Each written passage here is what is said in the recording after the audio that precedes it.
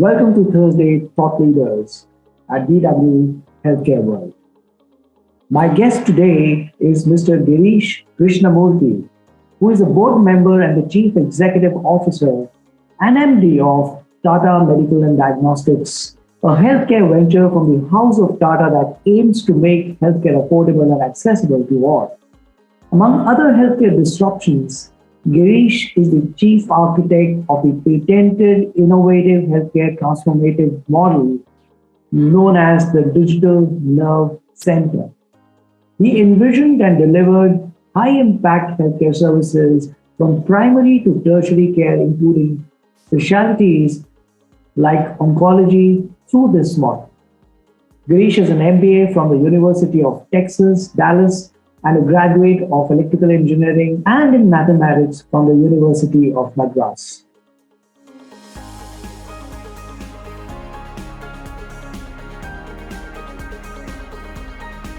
Mr. Girish Krishnamurthy, welcome to BW Healthcare World. Thank you for joining us today. My first question to you, Girish, is that you've been in the industry, you've studied the industry, and you've entered in a space which is nascent, very busy. But what in your experience and your observation has been the trends which have shaped the industry today? How have you seen the healthcare industry evolve, and what do you make of the medical technology space, how it is emerging? So I want to look at healthcare by itself is a very large subject per se, which you know Harbinder already. Within healthcare, I would like to divide in a very high level. One is in healthcare services, where you provide treatment and services to patients. And another, the means to those treatment, which is diagnostics, is one of the biggest area, which is what you are mentioning as medtech. Now, if you take healthcare services as a big chunk of activity, which is further can be divided into a larger two component. One is the care through the public health system and the private health system. Then if you go a little closer, if you look at it from India perspective, the care, the way you do healthcare services in rural India and urban India is very different. A lot of access and availability is there in urban India, but most of the patients and the people need those services in rural India. Then if you go a little closer into this space, every specialization of the treatment becomes very different.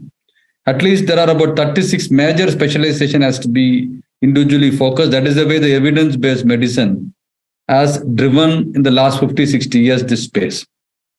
So as in India, as a country, in the last few years, healthcare has become very important. Just to give a perspective on healthcare services or the disease burden or the amount of work we need to do as a country, and given we are celebrating our Republic Day, so just to look at after 75 years of independence, the biggest challenge what our country is going to be, because it's very clear as a country, we are emerging as a very strong economically growing country and expected to grow very, very high compared to India becoming a very positive place for economic growth. And we have a big aspiration of becoming an economic superpower. While that is there in the background, my only fear is if you don't act on certain areas today in healthcare, the economic growth will become unrealistic or not practical. I'll give you qualify by what it is. India is becoming slowly as becoming like diabetic capital of the world. And if you look at about India today, by 2030, close to 430 million Indians would become obese, and which can lead into several other complications.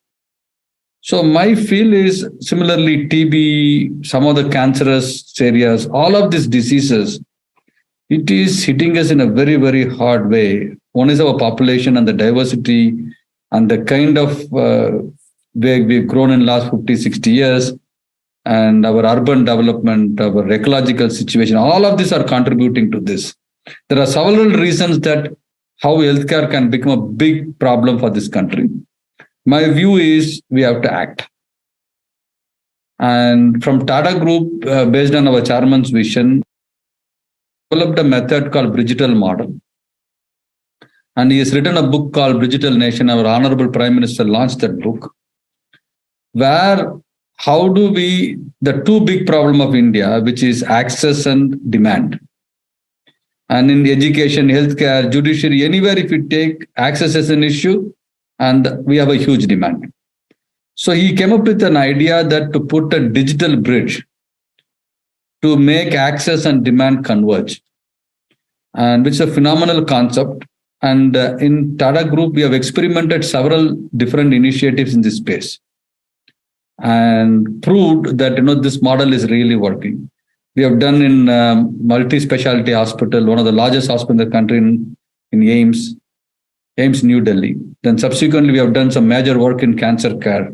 We have done a lot of work in primary care and secondary care. So in summary, we have seen a significant result in this space if we intervene correctly with the help of technology. So that is on the healthcare services.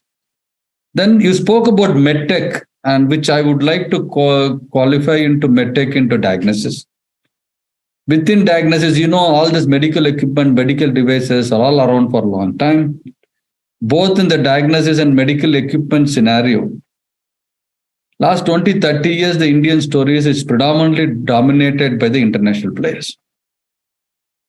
And within diagnostics, if you come in, leaving alone the imaging and radiology and all of it, and look at specifically in the in vitro diagnostic space, India is never known to be a country which can innovate in this space a few years back.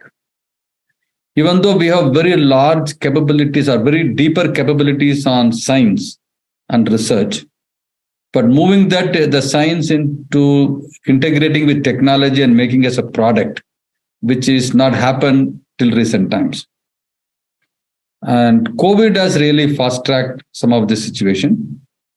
Also, very importantly, what happened in the space of medtech, there are a lot of government focus has come in the recent time, but more importantly, the rudimentary way of diagnosis, like for TB or various other diseases, now slowly molecular diagnostics has become the method to do it. Within the overall diagnostic space, in the in vitro diagnostics, we look at it, there are four major components. Traditionally, we do all our blood tests, the clinical chemistry and hematology area, which is one area which is stabilized. Even today, that is dominated by international players, but there are a lot of Indian components coming into this, and which is more like a matured diagnosis is already. So it is a question of now, how do we scale and how do we reach to rural India? But the immunology area, there are a lot of new innovation is coming and yet to impact India, but India is also working on it. But what I noticed globally as well as in India, the molecular diagnostics has a double-digit growth for foreseeable future, at least for next 10 years. And molecular diagnostics is a revolution which can create to replace all the traditional method of detecting for all the infectious diseases and also most of the cancer markers. And the new technologies like CRISPR and nanotechnology and all of this can play a very, very important role in the area of genomics. So the future genomics innovation also will play a very critical role in improving the molecular diagnostics space.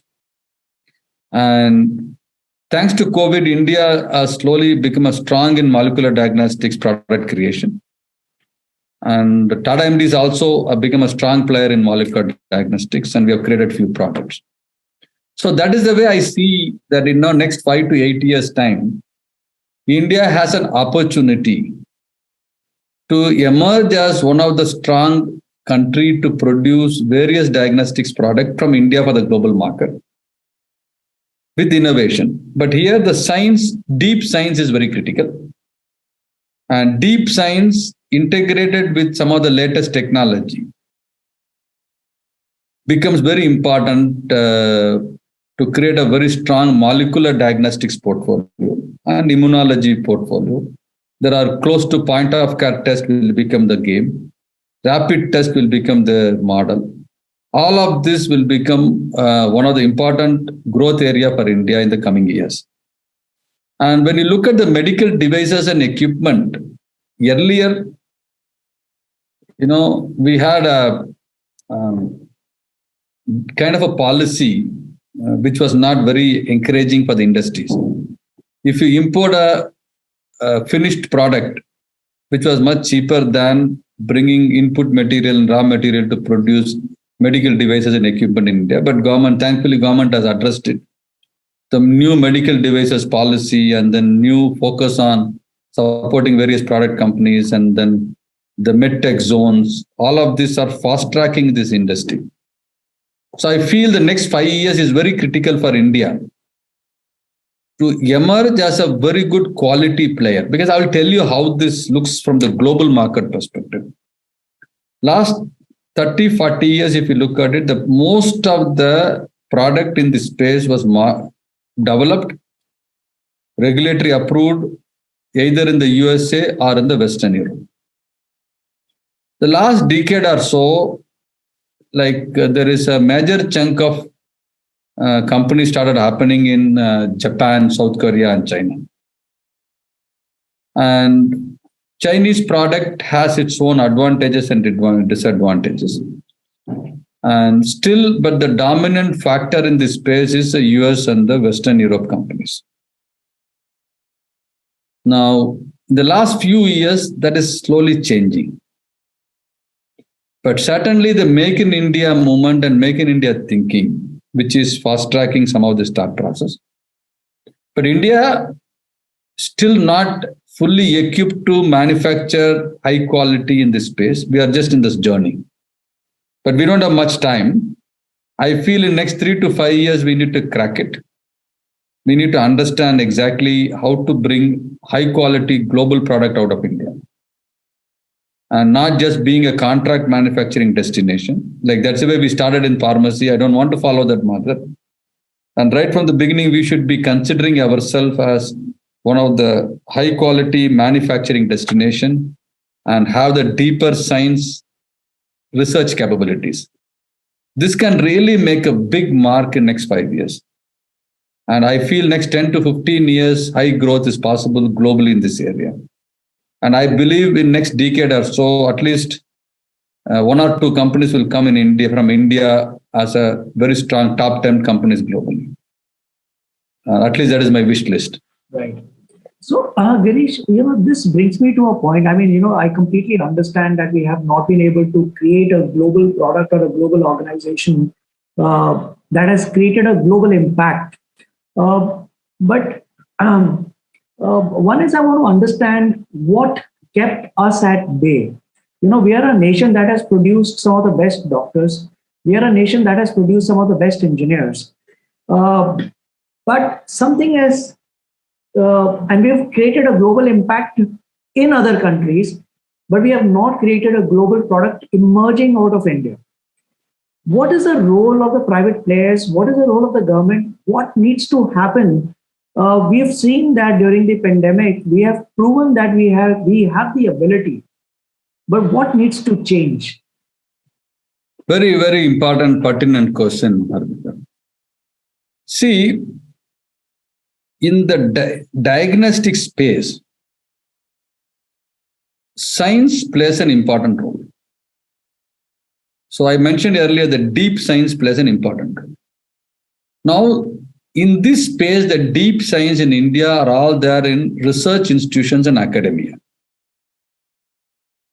Now, the research institutions and academia, they are mainly focused on the end result of the research, which is generally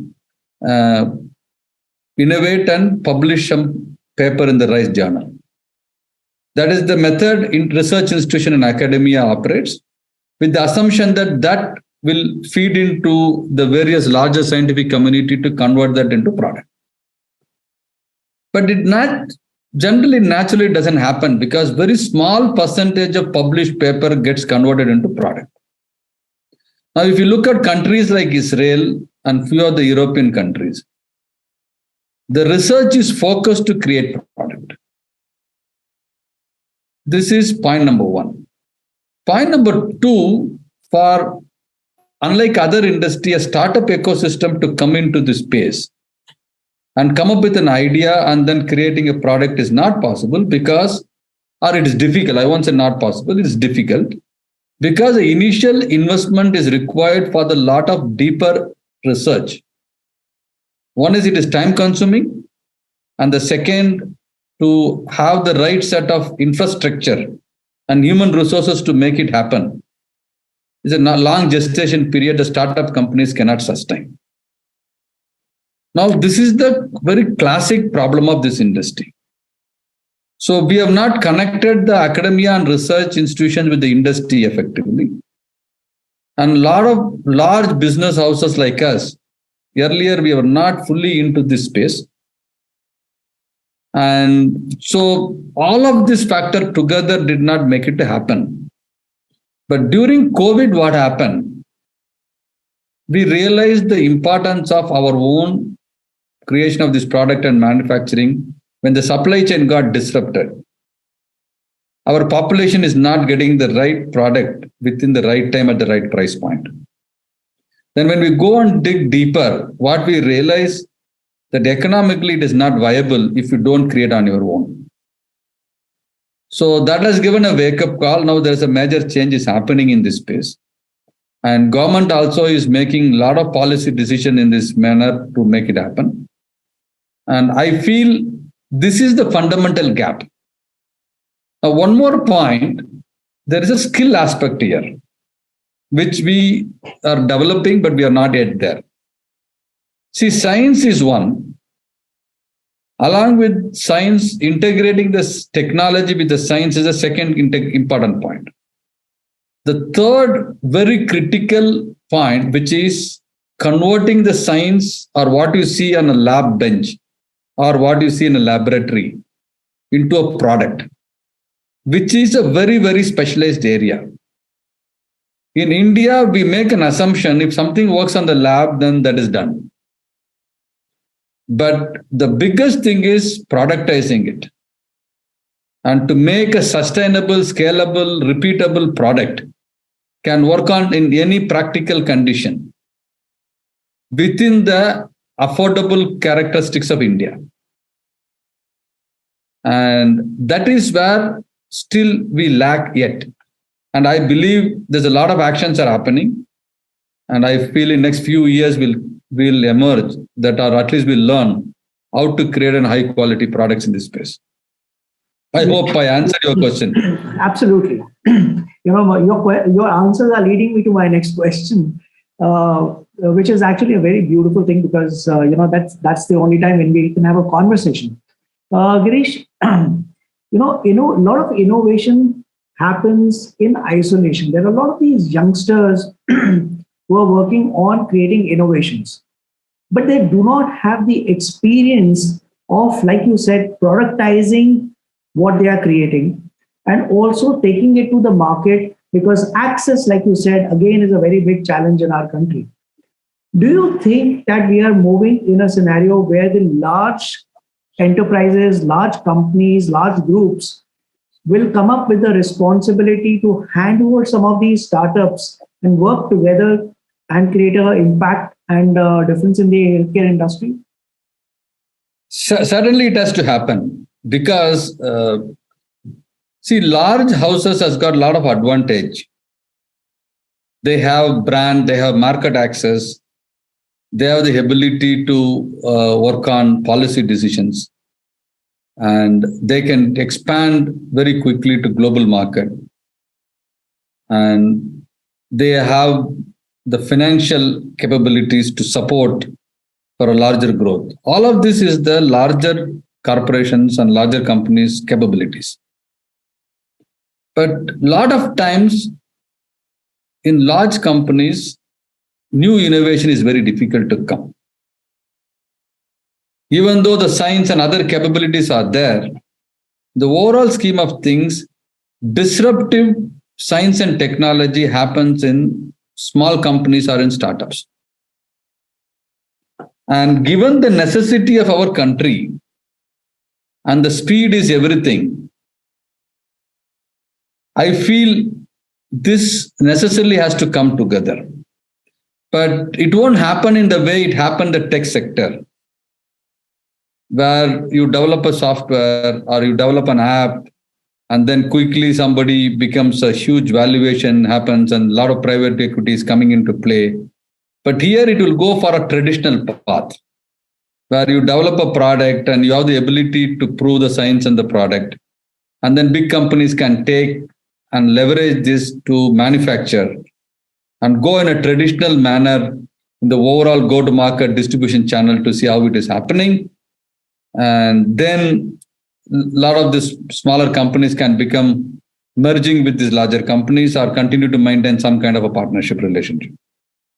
I don't think in this space it is going to happen like tech sector, but it will happen because that is the only way we can quickly move forward.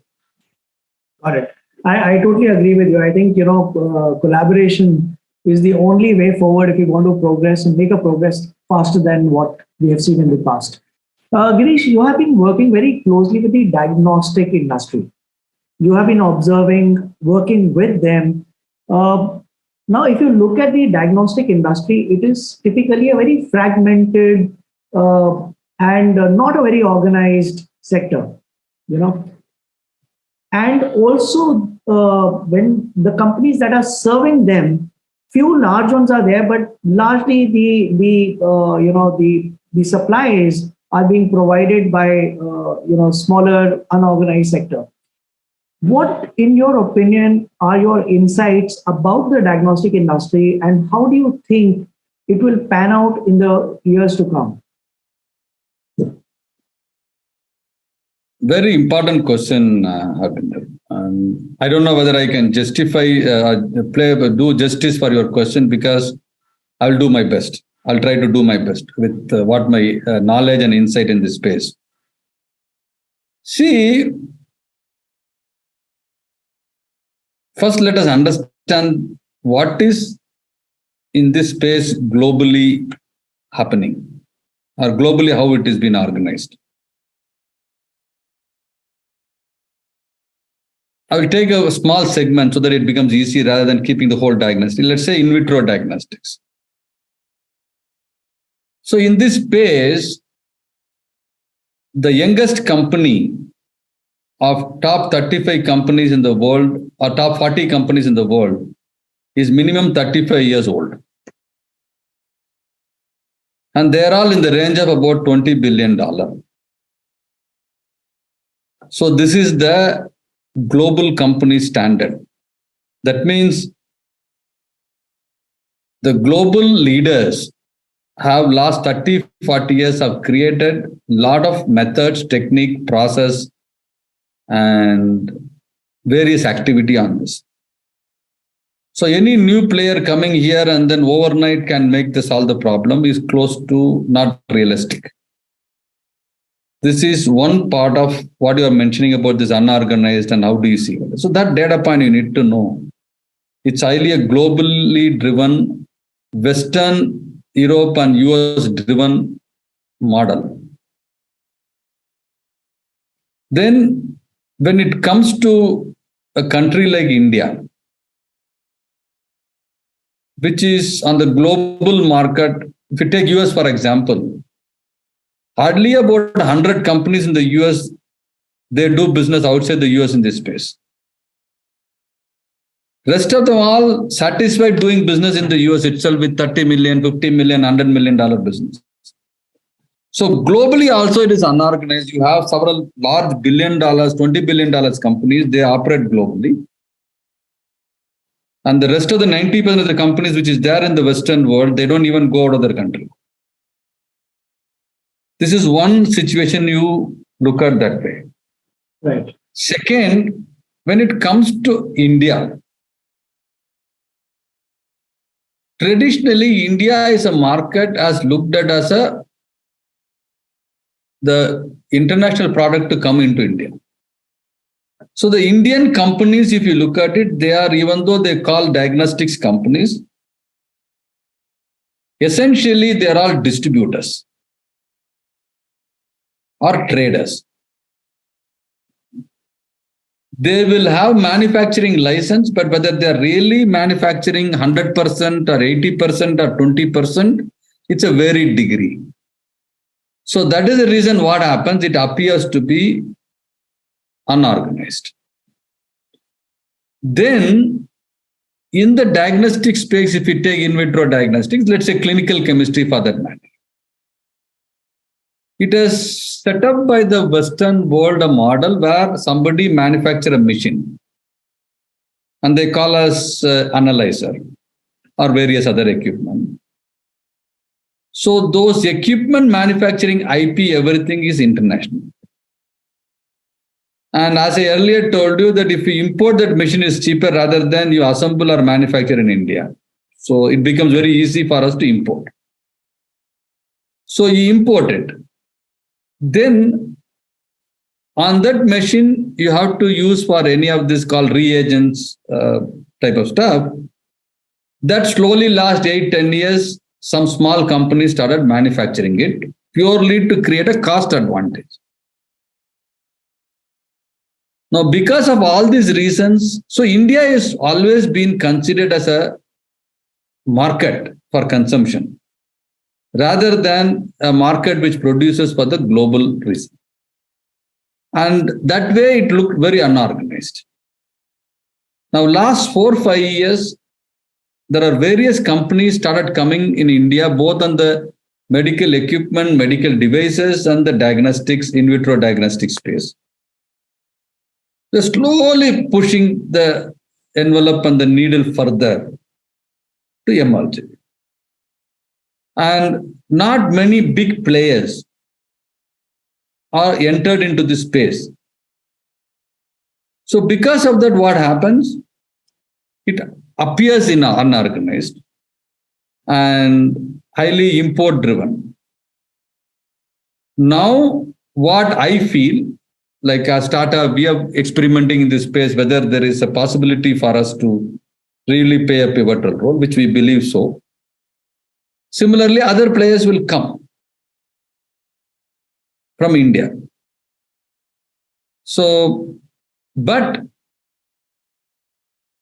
we should not lose focus on how to make the Indian companies globally successful. For example, our regulatory standard.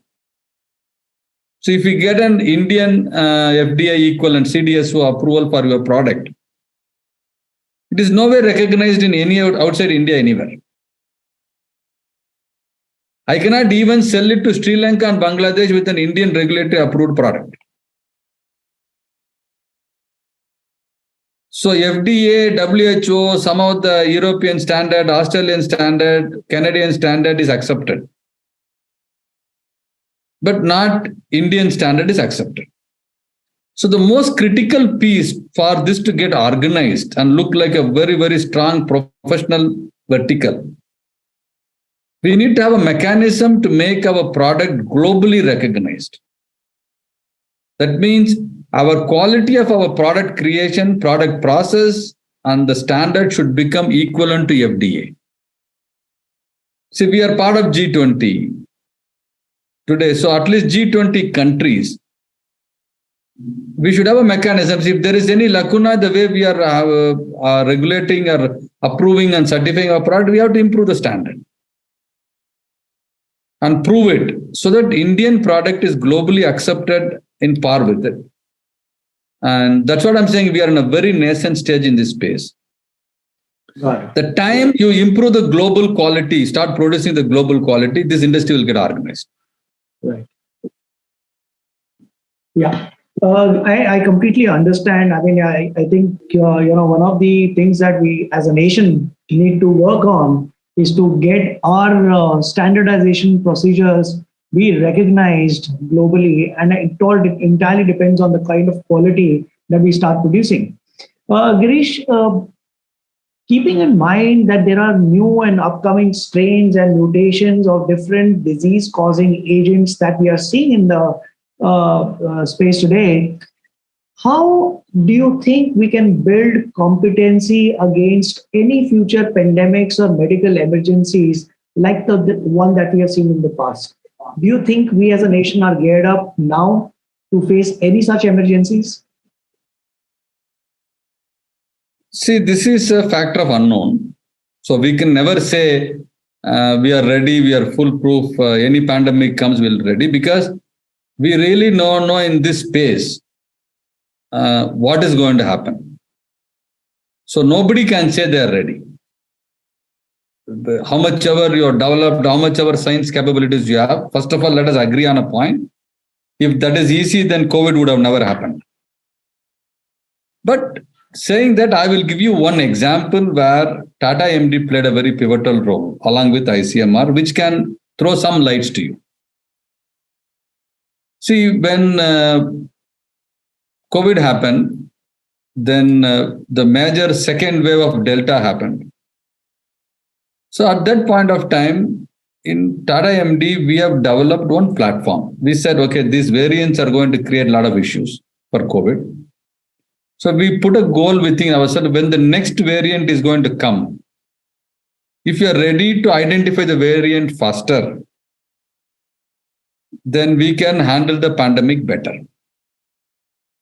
So we developed a very deep science platform where if any new variant comes in the global level, and if we have the traces of the signature, if you're able to collect it, we can produce a detection mechanism to identify quickly. Now, November 26th, the Omicron virus was detected in South Africa. December 24th, we have filed our product for patent as well as for approval for ICMR to give us the license to produce Omicron, or we call it Omisure product. It was jointly developed with ICMR, and then we could quickly come up with to address it. And this was the first product in the world which can identify Omicron independently, accurately. Very interestingly, within 2 weeks of launching our product, on the first week of January, the Omicron virus moved into several other new variants. That time we were able to block it or identify it within 1 week.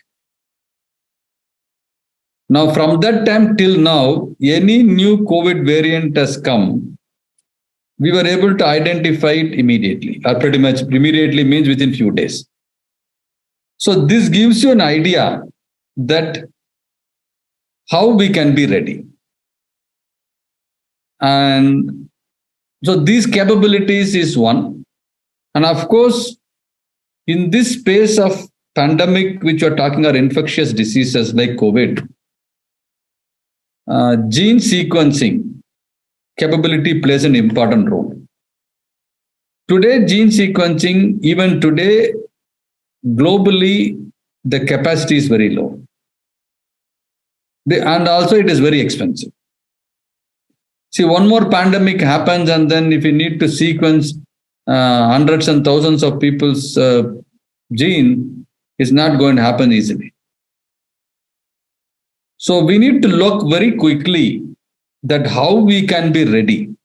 It's a very good idea. Probably we can work with the government and people like you to put together a task force to see how we can be prepared for any future pandemic.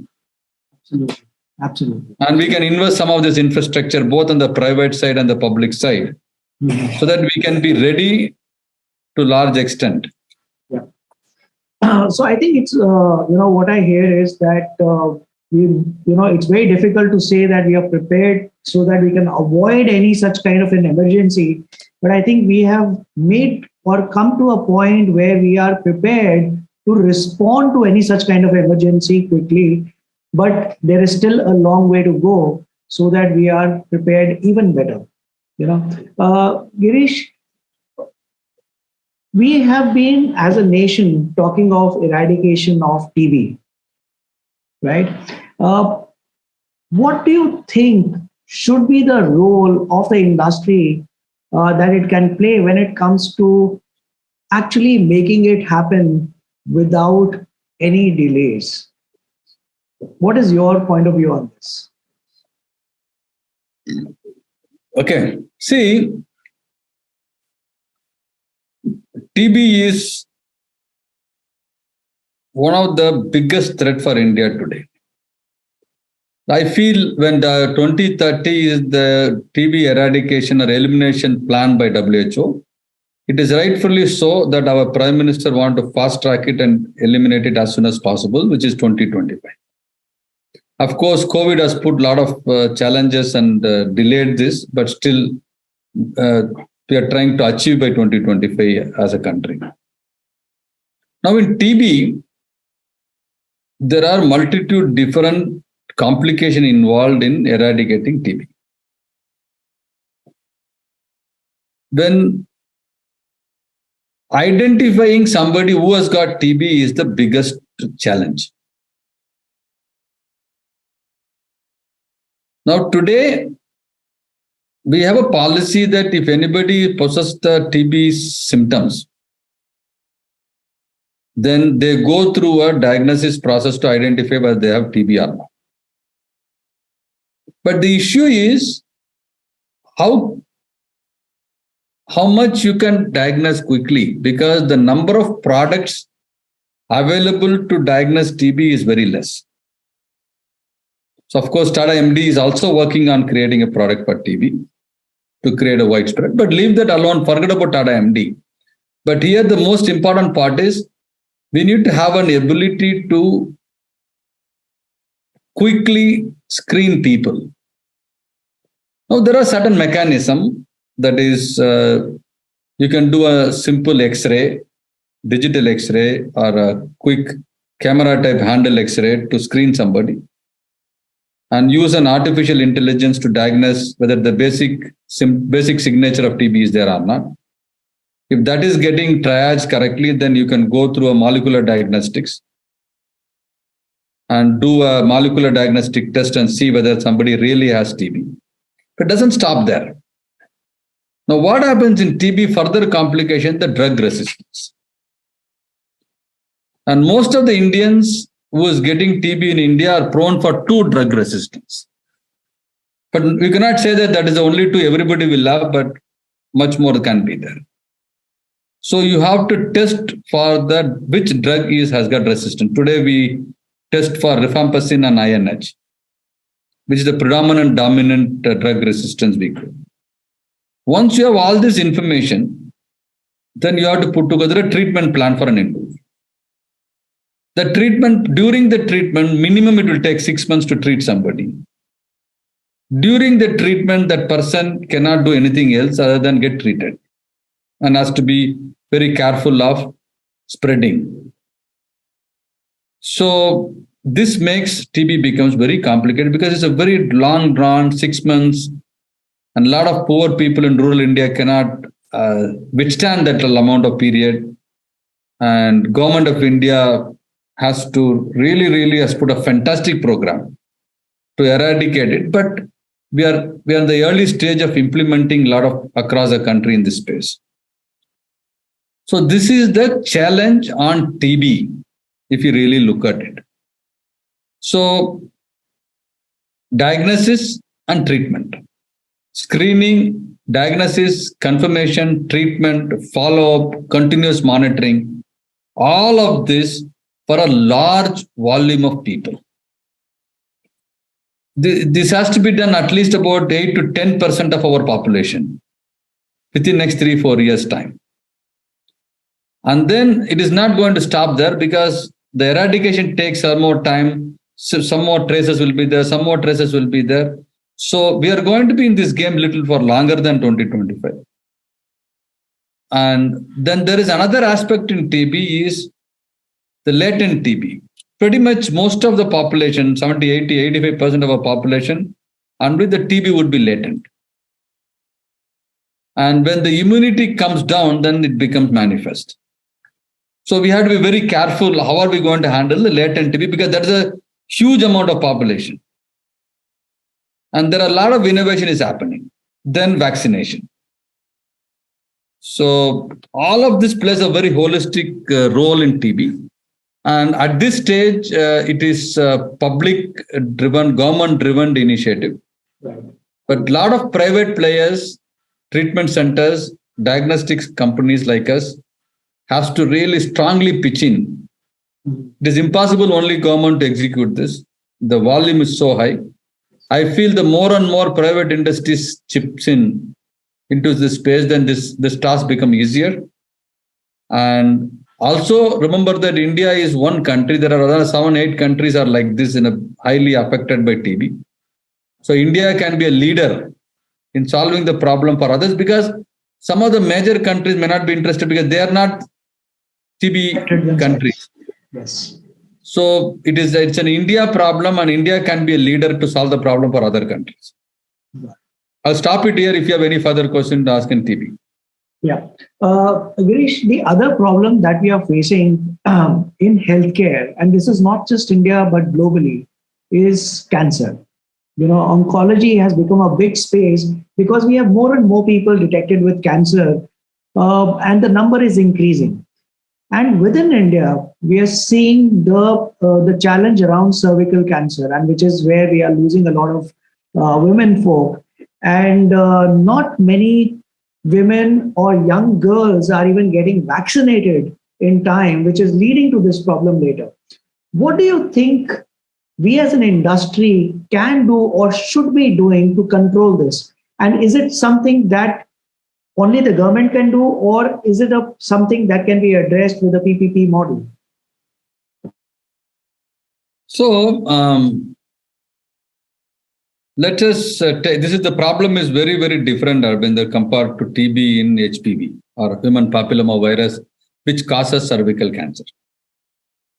So there are close to 9. So I will first talk about the science, then comes to the practical problem of this space, and then how we can pitch in, and then really industry can do, what government can do, what international organization like WHO, USAID, World Bank can all work on this, because it's a huge problem for humanity. See, I'm not going to address right now the whole big problem of cancer. That's a different topic, but let's focus on cervical cancer. Cervical cancer is caused based on papilloma virus. There are about 95 different genotypes can cause this virus. Out of that, specifically 14 types has got the major incident of this. Within 14 types, there are 2 types, which is called type 16 and type 18, which causes this. And WHO has done a lot of work worldwide, and then they have given a recommendation. Now, the first and foremost, from the scientific perspective, in India, the prevalence is, even though very high on the genotype 16 and 18, all the 14 genotypes become very important. So when we subject, already doing making any woman or a girl to come into for this test is very complicated. It's practically very difficult. So when you are doing this, it is better to diagnose all the 14 genotypes. That is the first part I would recommend to solve this problem. Second, the vaccination is meant for the young people. And today, the vaccination just have been created. It has not yet administered fully. And it has to develop like a COVID vaccination, how serious we were as a government. And I feel the vaccination should be government-driven program, but it can be administered by private player. And economically, whomever can afford, they can do this. And if there are mechanisms where we can create insurance around this for a long-term papilloma virus or cervical cancer virus, insurance, cervical cancer insurance for women could be an idea where the insurance companies can take in, which can drive to get that insurance. Basic consideration is if between the age of 15 to 25, they should take the vaccination, which can drive a program. So government program like COVID and an insurance program towards women health, and where you cover this part of the insurance cover, you cover this vaccination. which can create a lot of impact on people to do this. Now coming into crossing the age of 25. WHO has given a guidelines of the age group of 35 above has to be necessarily screened and diagnosed.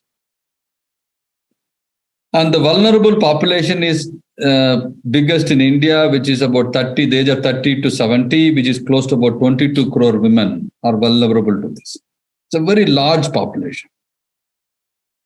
Now, implementing the diagnosis, screening and diagnosis and for this 22 crore women is a necessity. Now, the way it can be done is in a most easiest manner, or it is more inviting manner for the people to feel about it.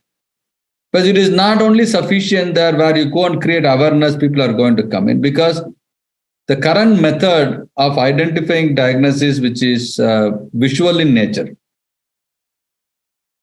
and which is most of the women will not be interested to or will not be willing to subject themselves. That means you need to have a very easy method. Like the diagnostic method should be like a molecular diagnostic. That is what WHO has recommended. WHO is telling, their recommendation is you need to have about 90% of your women within the age of 15 to 25 should be vaccinated. And about 70% of the people above the age of 25 has to be going through a diagnosis test.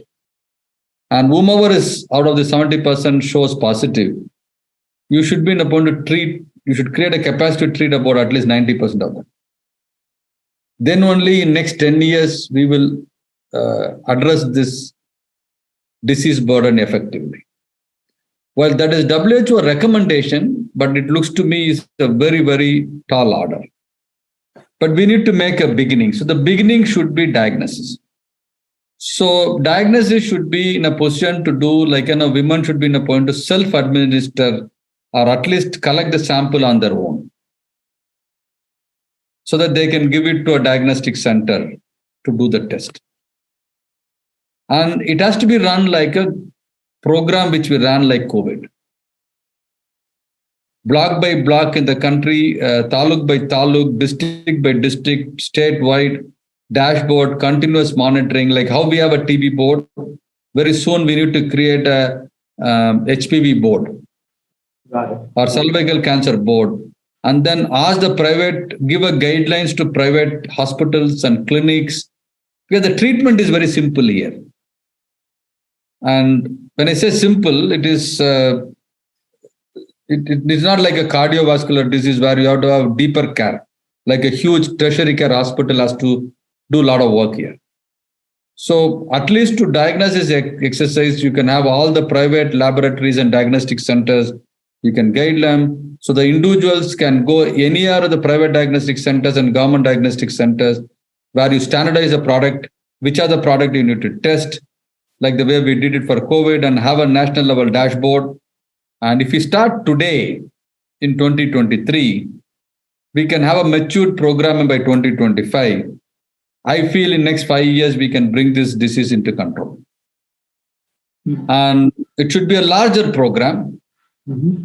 And so it has to be scientifically looked. So in summary, what I would say, scientifically look for 14 genotypes to be diagnosed and have a mechanism of various center approved for treatment and diagnostic centers. Mm-hmm. And bring in an insurance scheme, both from the government insurance and the private insurance, and insure the girls of the age between 15 to 25 specifically against this virus, and make them to go for vaccination to get the insurance, so that the rest of their life. So if you take vaccination today, then anytime you get cervical cancer, will cover for till the age of 65, 70. That kind of a model you bring in. I think that's a very brilliant suggestion or a model that you have suggested. So that's the way I'm thinking. I'm thinking along with you, Harbinder, but it's an important problem we have to address. Absolutely. Absolutely. Now, Girish, the next big challenge that our country faces is the inequity of healthcare delivery. The access. We have large cities, metropolitan cities, where we are trying to market and fill the hospital beds. And on the other hand, we have our tier three and the rural India, where we are not having access to healthcare. And I've specifically brought up this question is because you were talking of the digital model. Uh, how do you think this disparity can be? But see, first of all, the digital model is so good. So let me explain to you the crux of the core problem here. India has, statistically, we say we have one doctor for every 1800 people. But that is, it's kind of true maybe in Delhi, in Bangalore, and Mumbai. When you go a little far from rural India, that number is very different. And then given the various specialization, which I say, like, gastroenterology, oncology, like this, then this number becomes very, very high. So that means the doctor-patient ratio is very, very different in India. And it is not 1:1,800, it is somewhere very large number. Now, to meet this demand, if you're trying to create infrastructure or any other resources like doctors, nurses, it's going to take very long time. We should try to do as much as possible, but I'm not saying that. But still, it is going to take minimum 10, 15 years by the time we adequate, even if we invest billions and billions of dollars in making this ready, it is going to take time. But the problem is today and immediate. So we cannot wait for the future infrastructure and resource to come to solve this problem. So efficiency building becomes very important. So the digital model in our chairman, when he created this concept, not only for healthcare, for all the industry, but it is beautifully fits in healthcare. See, I'll tell you, in oncology, a cancer specialist, we did a time study and method study on a large group of cancer doctors. About 52% of the time they spend in non-clinical activity. About 35% of the time they spend on administrative activity. So what we said is, you take this non-clinical activity and administrative activity and ask somebody else to do with the help of technology, the way the doctor wants to do. So that doctors can focus on clinical activity. So immediately what happens, this efficiency building increases 50% capacity, which will solve a lot of the problem and also will bring the cost tremendously low. Now, this model, first, it will solve the problem of efficiency and building capacity. Second, lot of your activity today you do. See, for example, you take a surgery which you do in a tertiary care hospital. As you mentioned, there's a high quality care happens in the cities where somebody is doing a breast cancer surgery or some surgery like it. That episode of that 1 or 2 months where you have to be closely associated with that hospital is necessary because specialists, super specialists, and then their infrastructure, all of this is required. Pre and post of this, it is predominantly primary and secondary care problem, which can be handled in a different centers, not necessarily in that one hospital which is there in the city. And today's digital technology, so that close to your home, the clinic can provide that services, but connecting to the same tertiary care hospital and provide the services in line with it. And interestingly, when I did this analysis, the big hospitals in the city, in the private hospitals, their OPD is not a profitable and economically viable. Because a center which is supposed to do mainly focusing on tertiary care is doing a primary care is not efficient as well as economical. So they'll be more than willing to somebody else is doing it, it is fine. If you take a big general hospitals in cities like a state-owned general hospitals, their OPDs are crowded every day and they're not able to satisfy any of their patients because that infrastructure is not meant to do primary and secondary care. So the digital model, that's where it solves. It is not just a telemedicine or a virtual consultation. It's an integrated 4 important aspects. See, I'll summarize it in very simple manner. How the digital model in healthcare works while solving the access and demand problem. Traditionally, healthcare is provided within 2 capabilities. One is an infrastructure and a human resource, a doctor and a clinic, or a doctor and a procedure room. Whereas in digital model, we added 4 layers. A network which is not just connecting all the infrastructure digitally. A network is everything is integrated, of which is people, process, activity, clinical model, care model, and the infrastructure. The next one is the process. The healthcare processes traditionally was created by medical science, which is not thought through for the clinical delivery, where the people come and how do we serve the people and all of it. So that is the process. So we reimagine and recreated that process, which is more conducive to patient-driven and patient-centric. Now the third one, which is the people. As I ensured that we create a digitally people, which is digitally savvy people who augment other activity which not necessarily the other people need to do. That is the third part of it. The last part of it is technology. A very intelligent, health, knowledgeable platform, technology platform which can integrate all of this to work, which we have experimented in several different situations. We experimented in some district and public health system. We experimented in the cancer care with the larger hospitals. We experimented in the multi-specialty hospitals. And every time we saw a significant improvement in terms of care model, outcome, and most importantly, economical. And you are able to address at least more number of people, 3 to 4 times more people with the same infrastructure and resources. And I feel this is the model will solve this problem. And hopefully we should be in a position to offer it to various people to do this.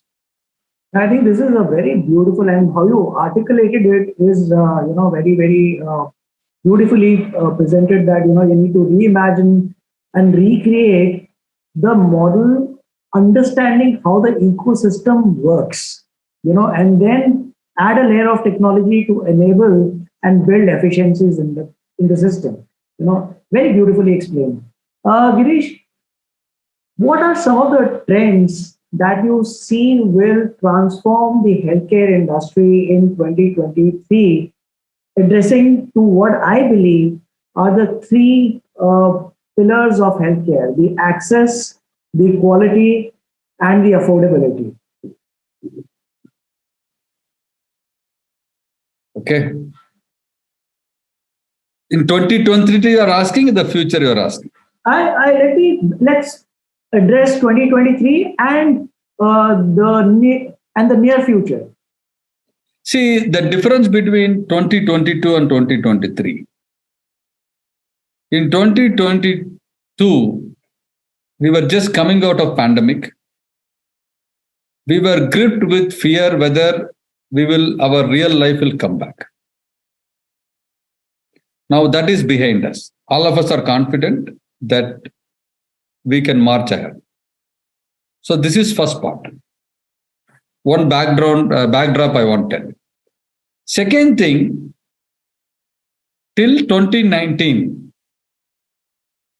several times I've discussed with various people, both in the private health system and the public health system. So it was like, yeah, we are trying to do our best, but this is what it would be. It is so we were operating in a mode that healthcare is not very important. It is not very critical. Administrative reforms is very important. Banking sector is important, and having regular all of that were very critical. And health may be important. We'll look at later. This was the tendency on which everybody was operating. And the private healthcare, as you rightly said, you build a 100-bed hospital, and your job is to how to fill this 100-bed hospital every day. So we went into a mechanism of hospitality industry. Occupancy rate is become a metric for healthcare. And I don't believe that is the way we should look at healthcare. Now, these approaches and attitudes have changed post-COVID. And we as a nation realized, both from the government as well as from the public at large, that healthcare is very serious. And if it can take a toll on our everything. So this has become an important aspect of change which has happened in the background. Now, what I feel in the coming years, one attitude will change in healthcare, which will lead into the first problem, which you said, access. See, healthcare is a very peculiar sector, which assumes if somebody is sick, they'll find the doctor. And healthcare is a very peculiar sector where professional like doctor, they won't call a patient. It is not their part of their overall method. You have to go to a doctor. Now, going to a doctor is slowly changing into accessing a doctor through a call or a video call, or at least set up an appointment through the phone, then go. So what I feel is 2023 will change to large extent the access methods. And in terms of quality of healthcare, now during COVID, a lot of people started understanding the importance of how to really handle health situation. A lot of people are handling, washing their hands and everything. They have now D-dimer, this, every common man is knowing most of the tests today. They understand what should be the hemoglobin level, everything. So there's a lot of importance have come. So because of that, healthcare providers has to become slowly becoming customer centric or patient centric. And this is the different change which has happened today. So because of that, I believe the quality will improve. Now, I believe one thing, which is what this affordability problem will solve. See, if we look at Harbinder, this may be a little different than what other people talk about this. See, if you go today to any private provider, they operate like a typical retail business where they need to hold your customer and try to do more and more upselling and cross-selling to the customer, which is absolutely not required. Because there are another 1,000 people like him is waiting to come to you as long as you know how to get to them. So now the corporate health or the private health hospitals and clinics last 20 years are operated in a mode how to get my one patient and how to keep on retaining that patient for more and more services. But in the coming years, that will change. You will start looking at more and more new patients and provide what you can provide so that they can go and get care what they were, where they can get a better care for other activities.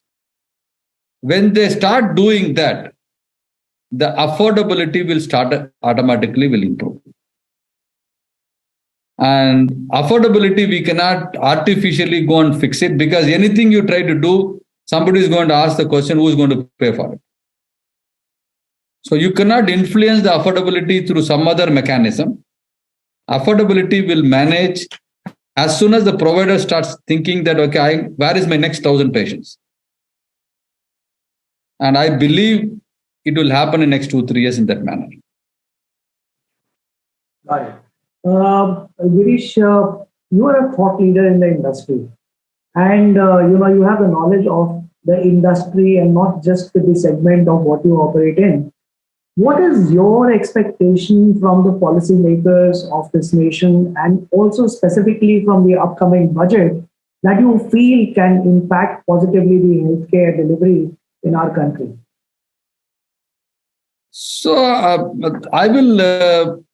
I'm not in a position to say how the budget for healthcare should shape up, because last 2 years there are a lot of major importance were given to healthcare budget. I believe this year also it will continue, and maybe if not, it is further improved. It will continue, but I feel there is something will majorly will happen on giving thrust.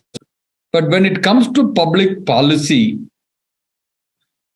now already we have put this Ayushman Bharat into motion. And in last 3-4 years, it has created a significant inroads into overall in India. Then we have last couple of years, we have brought in this Digital India Health Mission, which is there in the early stage of the game. And they have put some standard and methods to do it.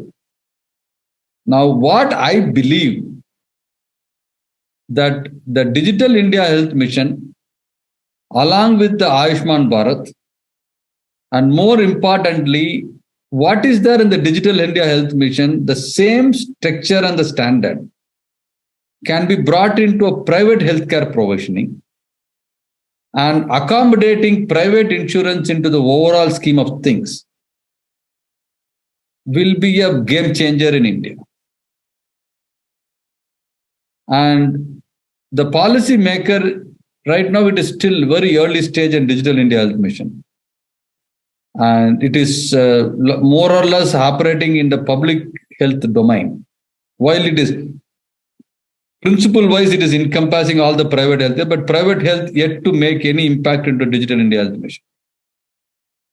And in the coming year, we have to focus on how we can really bring across the value chain, not just hospitals and clinics providing services to Ayushman Bharat, across the value chain, manufacturers, product creators, service providers, individual doctors, and how do we bring in virtual care, health, all of this integrated into a single mission.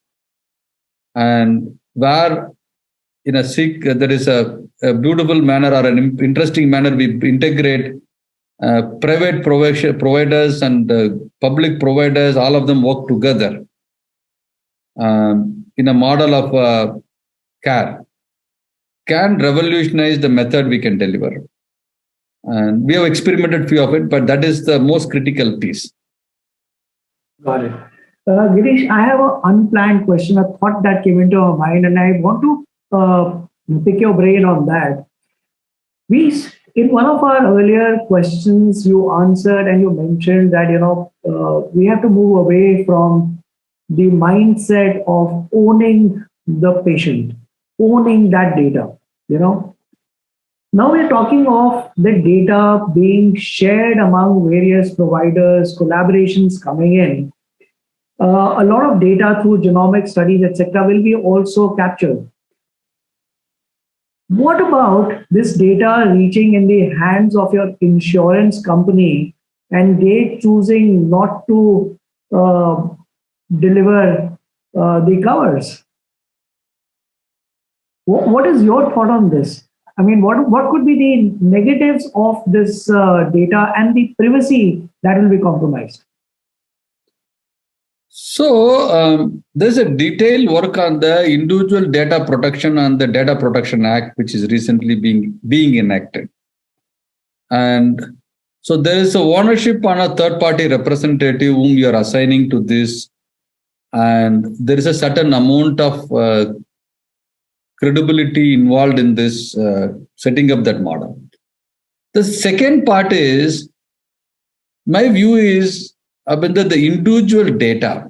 So let's talk about the data in a two angle. What from an individual perspective and the system perspective. You are talking about the system perspective. Let us talk about the individual perspective. If I am an individual, I would like to protect my financial information at any time anybody else is not knowing, which is what the way we evolved last 20, 30 years of data protection. So nobody will be willing to share your bank details, financial data and everything. And that is an intact. Now, if you take the same approach in healthcare data, it is not possible. The reason is, if you are my doctor and you are my provider, unless I share my data with you properly, you cannot treat me correctly. And I'll be more than willing to share my data to you as much as possible so that you can treat me correctly. So this is an individual perspective about the data. When you are well, when you are happy, then you operate the healthcare data like the way you deal with the financial data. Oh, no, my data, I cannot give it to anybody. But when you are sick, I am willing to do anything so that you can take care of it. So this is the data protection from the individual mindset perspective. So the regulations and policies should cover, I feel to large extent they have addressed it very favorably to address this. Then comes to the systems perspective, which was saying somebody like an insurance companies or any other health provider, they will use this data and misuse it for their other benefits. And this vulnerability we faced in every industry from the time we opened up the country from 1991, we faced the same thing in telco, we faced this in banking sector. Every time we faced it, and then further we reacted it and regulated it and we matured it. Now, no country in the world has mastered this yet. In 2004 and 2005, when US government made EMR as a mandatory, still then health information exchange has become a predominant model in the Western world. This problem is still there. So we are not going to solve this problem by just thinking that what should be done, how do we solve the data? I don't think neither you or me or anybody can answer this question correctly. But it will go through a reaction and an evolution. And we will do mistakes. And we will pay a big price. Then we will regulate it and make it better. And I feel we are in a two-decade area of evolution on this. But let's see how it spans out. Lovely. Girish, before I let you go, my last question to you is, what is it that we can expect to hear from Tata MD in 2023? Any M&A, evolution, new products? What is it that we can expect from Tata MD? I think stay tuned. We are working on few things, we are developing some products. And that is our business. Our mission is to create science-based, technology-based product from India, the diagnostic space. So we are working on few of them. So you will know soon what we are going to do. Absolutely. Girish, it has been such a pleasure speaking to you. I mean, I can spend another hour asking you questions because it's such a beautiful way in which you articulate the information that you share. I really thank you for taking our time to be with us on BW Healthcare World. Thank you.